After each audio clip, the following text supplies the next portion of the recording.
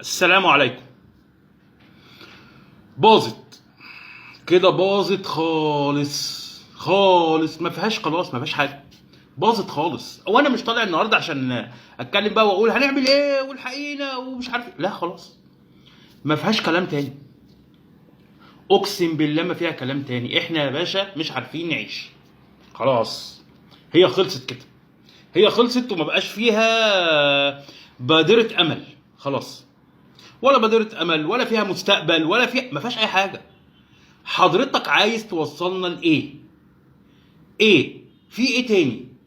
يعني هو كل ده لمصلحتي انا كمواطن؟ هو كل ده لمصلحتنا؟ وبعدين خلي بالك، من ساعه الموضوع البنزين ما غلي وانا هابب عليا قوي حسني مبارك، ربنا يرحمه. هو الراجل ده كان ممشي البلد ازاي؟ ازاي كانت انبوبه البوتاجاز ب 5 جنيه؟ ازاي كان لتر البنزين ب 4 جنيه؟ ازاي؟ الراجل ده كان بيعمل ايه؟ كان ممشي؟ كان بيدفع من جيبه؟ كان بيصرف علينا من جيبه مثلا؟ مش عارف، مش عارف والله بجد، هابب عليا الموضوع ده جدا. هو في ايه اللي بيحصل؟ المليارات اللي انتوا بتعملوها بيها، المشاريع وقناه السويس والحكايه وراس الحكمه وراس جميله وراس سعيده وراس البر، كل الفلوس دي بتروح فين؟ الفلوس دي انت المفروض حضرتك بتبيع عشان تحسن لي دخلي وتحسن لي حياتي. احنا حياتنا بتبوظ يا باشا، يبقى حضرتك بتبيع ليه؟ يبقى الفلوس دي بتروح فين؟ الفلوس دي بتروح فين؟ انا يا باشا مش طالع احاسبك، لا لا لا لا، انا مش طالع احاسبك خالص.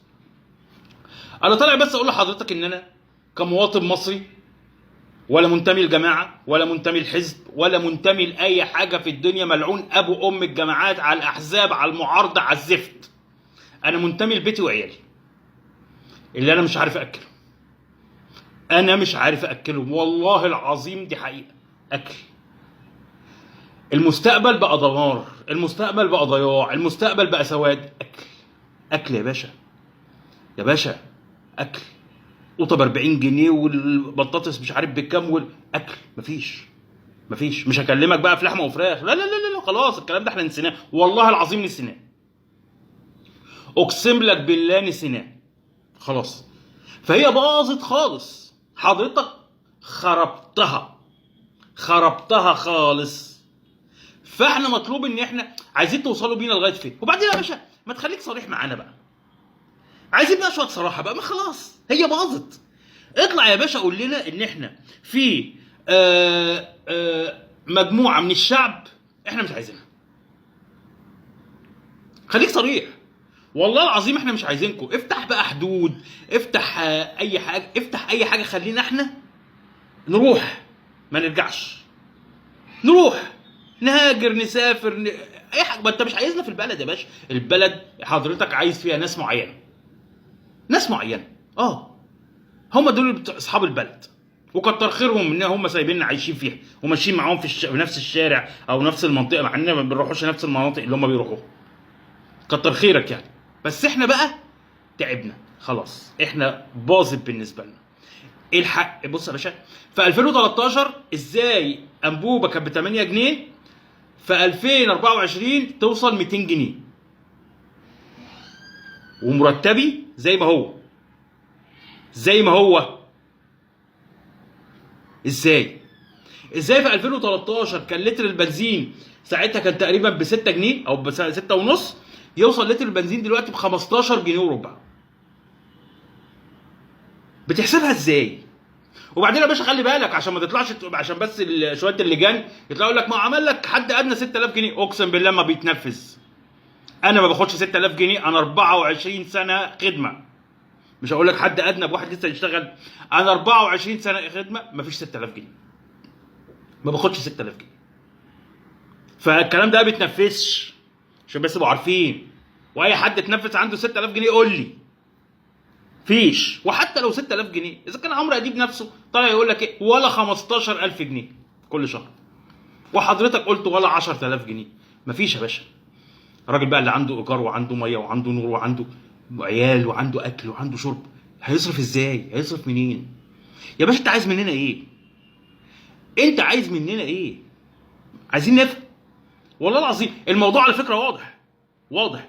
انتوا مش شايفيننا خالص، انتوا مش شايفيننا اصلا. مش هقول لك مش حاسين بينا وبتاع، وسيبك بقى من الخطب الحنجريه اللي بقت تطلع، واستراتيجيه والبلد مستهدفه، واحنا بنعمل لاجل الوطن ولاجل كل ده كلام فاضي فيستك. ده استهلاك. ما حدش بيتفرج عليك اصلا، ما حدش بيصدقك ولا حد بيتفرج عليك. الناس هممها بيتها، عيالها، ولا اطلع ما تتكلمش لحسن يا عم يروحوا ياخدوك وبتاع. ايه ياخدوك يا عم، وايه يعني؟ هيروحوا يدوك فين؟ هيموتوك؟ يبقى عملوا معاك واجب. والله اقسم بالله يبقى عملوا معاك واجب. يا ريت. ده الواحد بيتمناها ومش طايلها، الواحد بيتمناها ومش طايلها. فخلاص ما بقاش في خوف. اعمل اللي انت عايزه، اعمل اللي انت عايزه. هتقول لي بقى الناس طالعه تقول لك انا ما باكلش كباري، ما باكلش طرق، ما باكلش، ودي حقيقه. احنا ما بناكلش كباري. انا كل اللي يهمني انا انتماء. على فكره احنا مالناش دعوه بفلسطين، مالناش دعوه بالعراق، مالناش دعوه بكوريا، مالناش دعوه بسوريا، مالناش دعوه باي حد، مالناش دعوه باي حد. انا متعاطف جدا جدا جدا مع اللي بيحصل في فلسطين، بس متعاطف اكتر باللي بيحصل في بيتي. يعني انا اتعاطف مع عيالي اكتر ما بتعاطف مع الشهداء بتوع فلسطين.